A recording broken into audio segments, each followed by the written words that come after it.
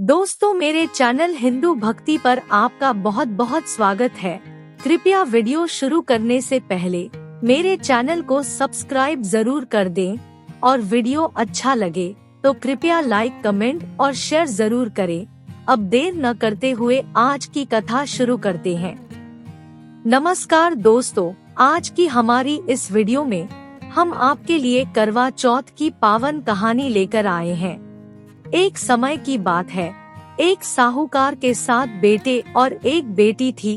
कार्तिक मास की कृष्ण पक्ष की चतुर्थी तिथि को साहूकार की सभी बहुएं, बेटी और पत्नी ने करवा चौथ का व्रत रखा। जब साहूकार के बेटे भोजन करने बैठे तो अपनी बहन से खाना खाने को कहने लगे।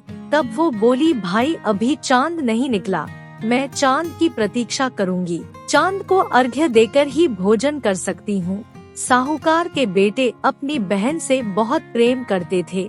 वो बहन को भूख से व्याकुल नहीं देख पाए। उन्होंने नगर के पास की पहाड़ी पर एक दीपक जलाया और उसे छलनी के आगे रखकर बहन को कह दिया, बहन चांद निकल आया, अब तुम अपना व्रत खोल सकती हो। साहूकार की बेटी अपनी भाभियों से कहने लगी, भाभी चांद निकल आया, चलो अर्घ्य देकर भोजन कर लेते हैं। सभी भाभियों बोली, नहीं बहन जी, ये तो आपका चांद निकला है, हमारा चांद निकलने में अभी समय है।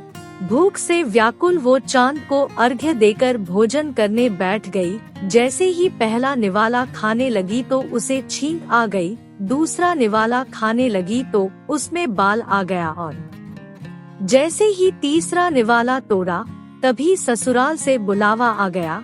जिस भी हालत में हो तुरंत ससुराल पहुँचे। उसकी माँ उसे विदा करने के लिए कपड़े निकालने लगी। बार बार बक्से में से काले और सफेद कपड़े निकलने लगे। तब माँ घबरा गई और बेटी से बोली, बेटा रास्ते में जो भी छोटा बड़ा मिले उसके पैर छूती जाना, और जो कोई भी सुहागन होने का आशीर्वाद दे तो वही अपने पल्ले में गांठ बांध लेना। वो बोली, ठीक है माँ। ऐसा कहकर वो अपने ससुराल की ओर चल दी। चलते चलते रास्ते में उसे जो कोई भी मिलता वो उन सबके पैर छूती गई। सभी ने उसे खुश रहो, सुखी रहो, पीहर का सुख देखो, इस तरह आशीर्वाद दिया। ऐसे ही वो चलते चलते अपने ससुराल पहुंच गई। ससुराल के आंगन में छोटी ननद खेल रही थी। जब उसके पैर छुए तो उसने आशीर्वाद दिया, सदा सौभाग्यवती रहो, पुत्रवती हो। ये सुनते ही उसने अपने पल्ले पर गांठ बांध ली और अंदर गई। अंदर जाते ही देखा कि घर के आंगन में उसके पति का शव रखा है और उसे ले जाने की तैयारी हो रही है। वो बहुत रोई। जैसे ही उसके पति को ले जाने लगे वो रोती हुई बोली, मैं इन्हें कहीं नहीं ले जाने दूंगी। जब कोई नहीं माना तो वो साथ जाने की जिद करने लगी। उसकी जिद के आगे हार कर सब ने कहा, ले चलो इसे साथ में। वो साथ साथ शमशान घाट भी चली गई। अंतिम संस्कार का समय हुआ तो वो बोली, मैं इन्हें नहीं जलाने दूंगी। ये देखकर सब कहने लगे, पहले तो अपने पति को खा गई, अब उसकी मिट्टी भी खराब कर रही है।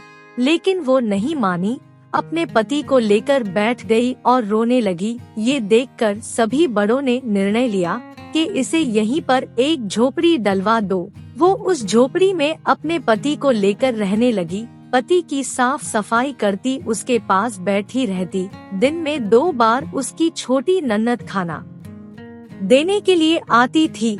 वो हर चौथ का व्रत करती, चांद को अर्घ्य देती, चौथ माता की कहानी सुनती।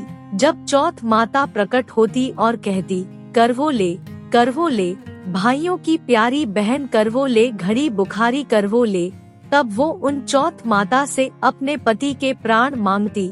लेकिन वो उसे कहती, हमसे बड़ी चौथ माता आएगी, तब उनसे अपने पति के प्राण मांगना। एक एक करके सभी चौथे आई, सभी ये कहकर चली गई। अब अश्विन की चौथ माता बोली, तुझसे कार्तिक की बड़ी चौथ माता नाराज है, वही तेरा सुहाग तुझे लौट आएगी, तुम उनके पैर मत छोड़ना और सुहाग का 16 सिंगार का सामान तैयार कर लेना। जब कार्तिक की बड़ी चौथ करवा चौथ आई तो उसने अपनी छोटी नन्नद से 16 श्रृंगार का सामान मंगवाया।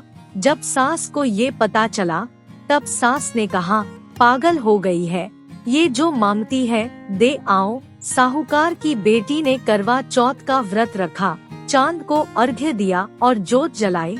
जब चौथ माता प्रकट हुई तो बोली, करवो ले भाइयों की प्यारी करवो ले, दिन में चांद उगाने वाली करवो ले, घड़ी बुखारी करवो ले। उसने उनके पैर पकड़ लिए और बोली, माता मुझे मेरा सुहाग वापस करो। तब चौथ माता बोली, तू तो बड़ी भूखी है, 7 भाइयों की प्यारी बहन है, सुहाग का तेरे लिए क्या काम।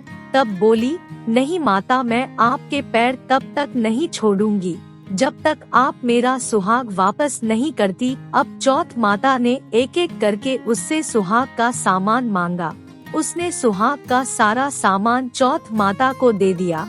तब चौथ माता ने अपनी आँख से काजल निकाला, नाखूनों से मेहंदी निकाली, मांग से सिंदूर निकाला और उसे करवे में घोलकर छोटी उंगली का छींटा दिया, जिससे उसका पति जीवित हो गया।